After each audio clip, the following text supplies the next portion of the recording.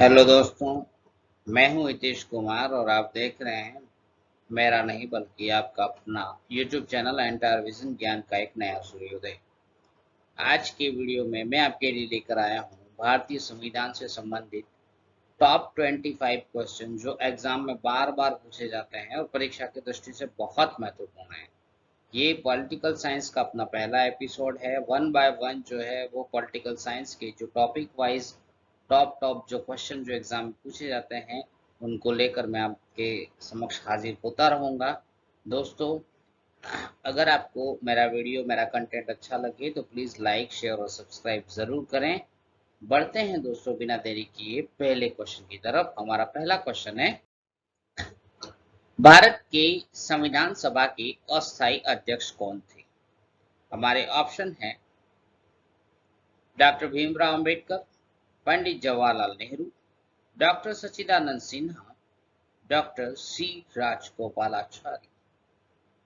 तो हमारे भारत के संविधान सभा के जो अस्थायी अध्यक्ष थे, प्रथम अस्थायी अध्यक्ष, वो थे डॉक्टर सच्चिदानंद सिन्हा। दोस्तों, संविधान सभा की पहली बैठक 9 दिसंबर 1946 को हुई थी और इस बैठक की जो अस्थायी रूप से जो अध्यक्षता जो की थी वो की थी डॉक्टर सच्चिदानंद सिन्हा ने। दोस्तों, अब हम बढ़ते हैं हमारे अगले क्वेश्चन की तरफ। हमारा अगला क्वेश्चन है, डॉक्टर राजेंद्र प्रसाद को संविधान सभा का पहला अस्थायी अध्यक्ष किस दिन चुना गया था? मैंने आपको इसके पहले वाले क्वेश्चन में बताया था कि 9 दिसंबर 1946 को संविधान सभा की पहली बैठक हुई थी और इस बैठक में अस्थायी अध्यक्ष के रूप में डॉक्टर सच्चिदानंद सिन्हा को चुना गया था। उसके जस्ट 2 दिन के बाद यानी कि 11 दिसंबर 1946 को संविधान सभा की फिर बैठक होती है और इस बैठक में स्थायी अध्यक्ष के रूप में डॉक्टर राजेंद्र प्रसाद को चुना जाता है और डॉक्टर राजेंद्र प्रसाद जो है वो संविधान सभा के पहले स्थायी अध्यक्ष चुने जाते हैं और ये बैठक जो है वो हुई थी 11 दिसंबर 1946। दोस्तों, आपको कंटेंट अच्छा लग रहा होगा, उम्मीद कर रहा हूँ। अगर आपको अच्छा लगता है लाइक शेयर सब्सक्राइब जरूर करें। बढ़ते हैं हम अगले प्रश्न की तरफ। हमारा अगला प्रश्न है दोस्तों,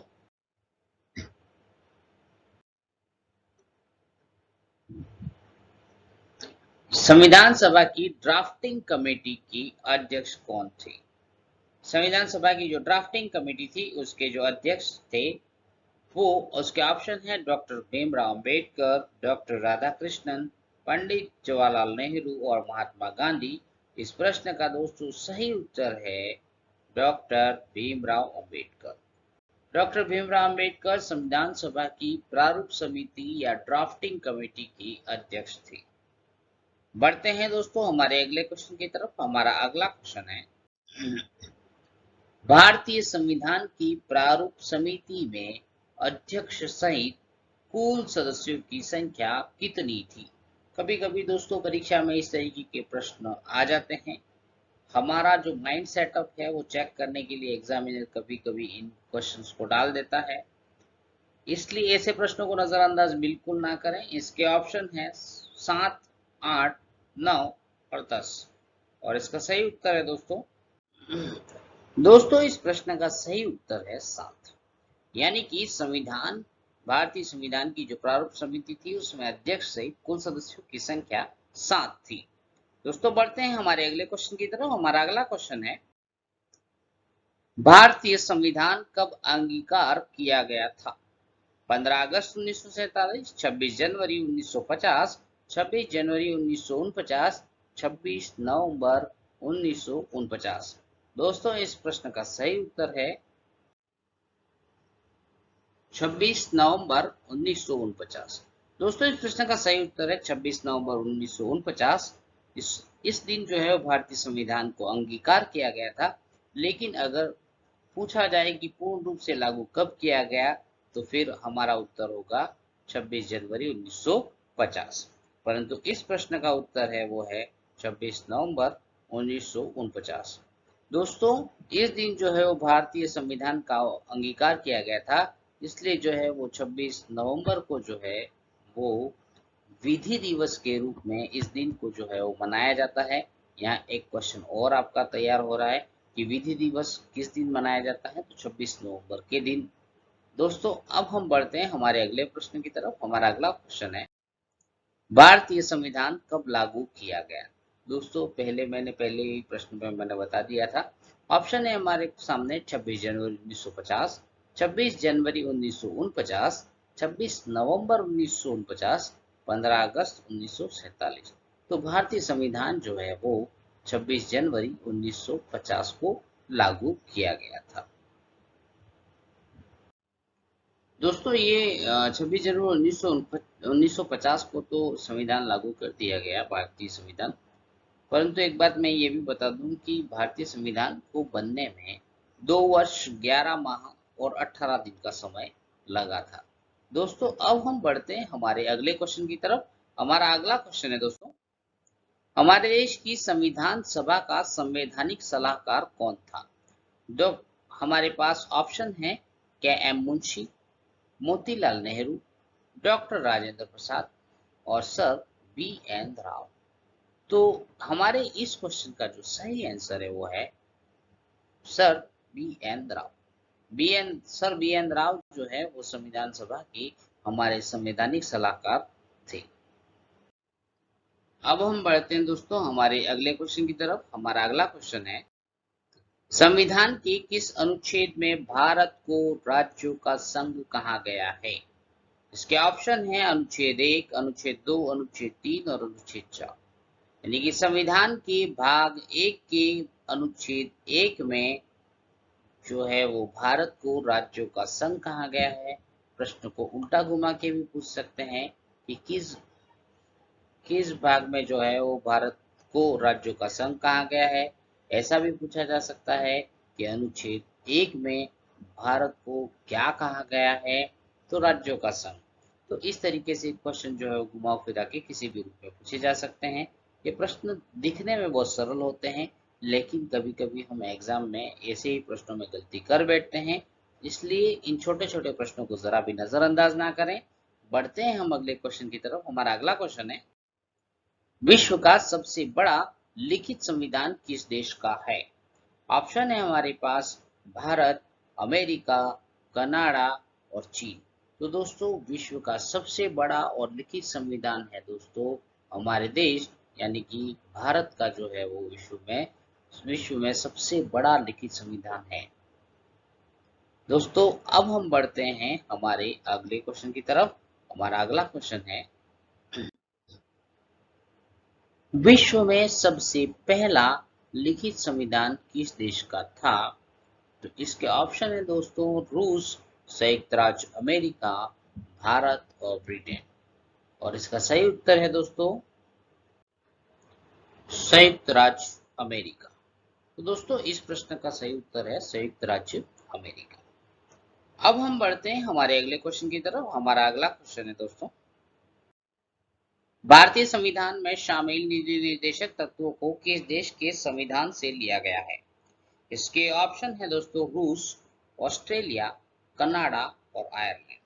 और दोस्तों इस प्रश्न का सही आंसर है वो है आयरलैंड। आयरलैंड के संविधान से हमारे देश के संविधान में नीति निर्देशक तत्वों को लिया गया है। और नीति निर्देशक तत्व जो है वो एक धर्मनिरपेक्ष सेक्युलर स्टेट की स्थापना करने में हमें बहुत मदद करते हैं। अब हम बढ़ते हैं हमारे अगले क्वेश्चन की तरफ। हमारा अगला क्वेश्चन है, भारत की पहले कानून मंत्री कौन थी। ऑप्शन है सरदार पटेल, डॉक्टर भीमराव अंबेडकर, मौलाना अबुल कलाम आजाद और निम्न में से कोई। तो दोस्तों हमारे इस क्वेश्चन का जो सही आंसर है वो है डॉक्टर भीमराव अंबेडकर। डॉक्टर भीमराव अंबेडकर जो है वो भारत के पहले कानून मंत्री थे। दोस्तों बढ़ते हैं हम अगले क्वेश्चन की तरफ। हमारा अगला क्वेश्चन है, गीत जन गण मन को किस वर्ष भारत की राष्ट्रगान का दर्जा प्राप्त हुआ। यानी कि जन गण मन जो हमारा राष्ट्रगान है उसे किस वर्ष भारत के राष्ट्रगान का दर्जा प्राप्त हुआ। हमारे ऑप्शन है 1950, 1947, 1949 और 1951। इसका उत्तर है 1950।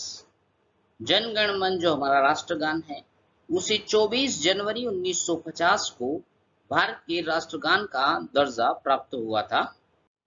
और दोस्तों इसके विषय में मैं अतिरिक्त जानकारी आपको ये देना चाहता हूँ कि हमारा जो राष्ट्रगान है जन गण मन, उसको पहली बार कांग्रेस के कलकत्ता अधिवेशन में 27 दिसंबर 1911 को गाया गया था।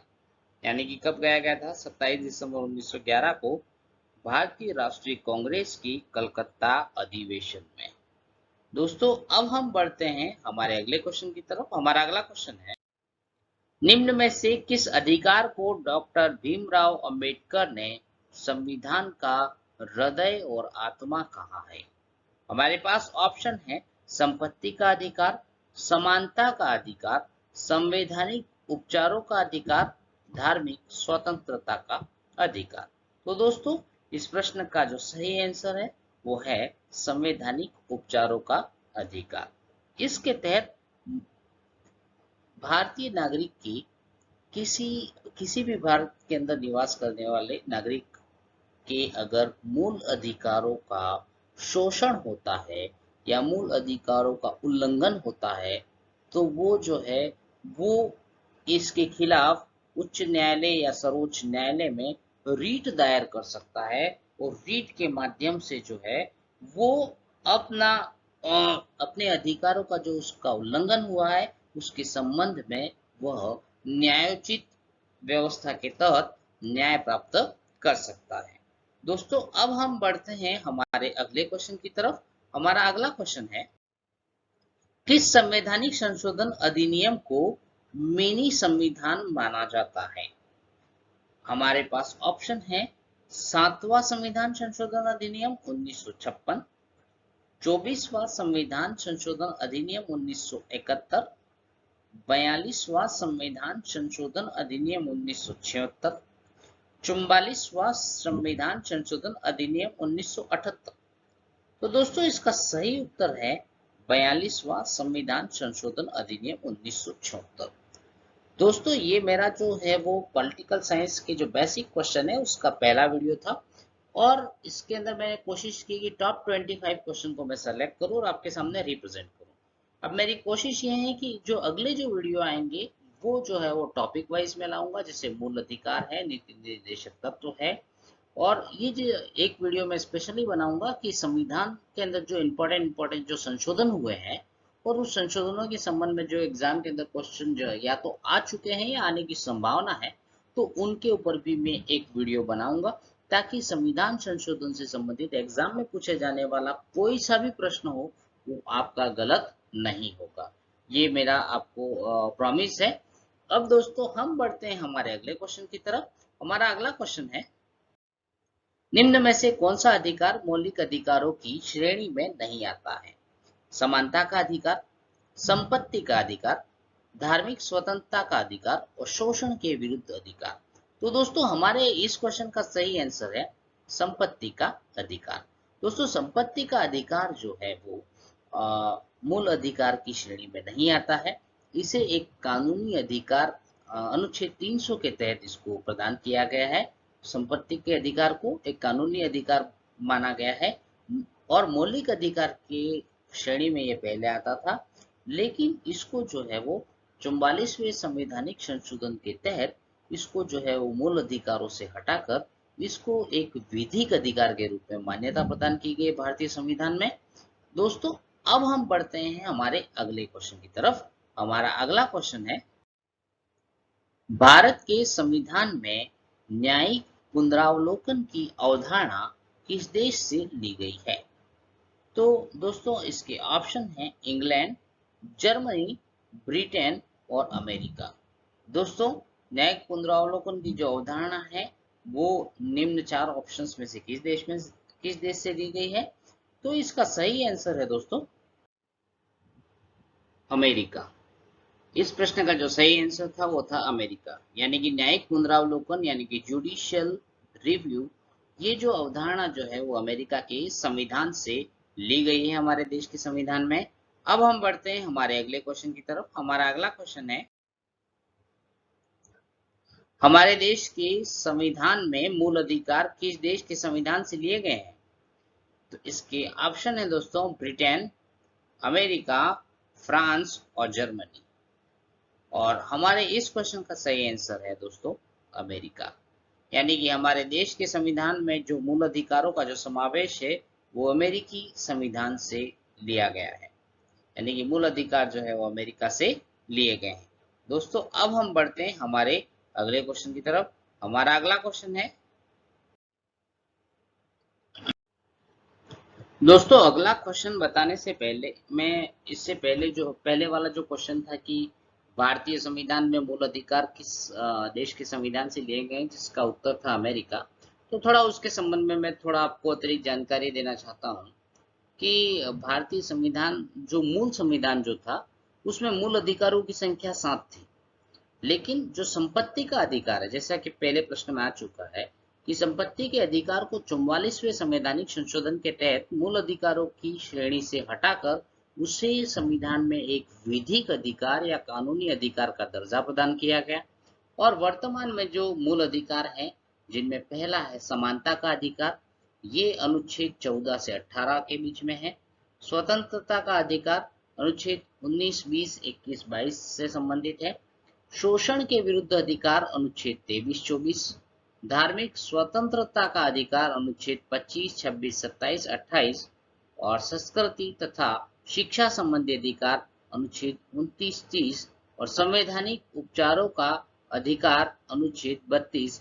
यानी कि कुल मिलाकर ये 6 अधिकार हुए: समानता का अधिकार, स्वतंत्रता का अधिकार, शोषण के विरुद्ध अधिकार, धार्मिक स्वतंत्रता का अधिकार, संस्कृति तथा शिक्षा संबंधी अधिकार और संवैधानिक उपचारों का अधिकार। ये 6 अधिकार जो है वो वर्तमान में भारत के संविधान में मौजूद है। और 7वां जो संपत्ति का अधिकार जो मूल संविधान में दिया गया था, परंतु 44वें संवैधानिक संशोधन के तहत संपत्ति के अधिकार को मूल अधिकारों की श्रेणी से हटाकर उसे जो है वो एक नाम मात्र कानूनी अधिकार का दर्जा प्रदान किया गया है, जो आर्टिकल 300 के तहत आता है। अब हम बढ़ते हैं हमारे इस प्रश्न की तरफ। हमारा प्रश्न है, कौन से संवैधानिक संशोधन के तहत मौलिक कर्तव्यों को संविधान में शामिल किया गया है? तो हमारे ऑप्शन है दोस्तों 42वां संशोधन, 28वां संशोधन, 44वां संशोधन और 52वां संशोधन। तो हमारा इस क्वेश्चन का जो सही आंसर है दोस्तों वो है 42वां संशोधन। 42वें संवैधानिक संशोधन के तहत मौलिक कर्तव्यों को भारत के संविधान में शामिल किया गया था। और 42वां संशोधन जो है वो भारतीय संविधान के अंदर मिनी संविधान या मिनी कॉन्स्टिट्यूशन के नाम से भी जाना जाता है। दोस्तों भारत का जो संविधान है उसमें मौलिक कर्तव्यों को जो शामिल किया गया है वो संविधान के भाग 4 क में शामिल किया गया है।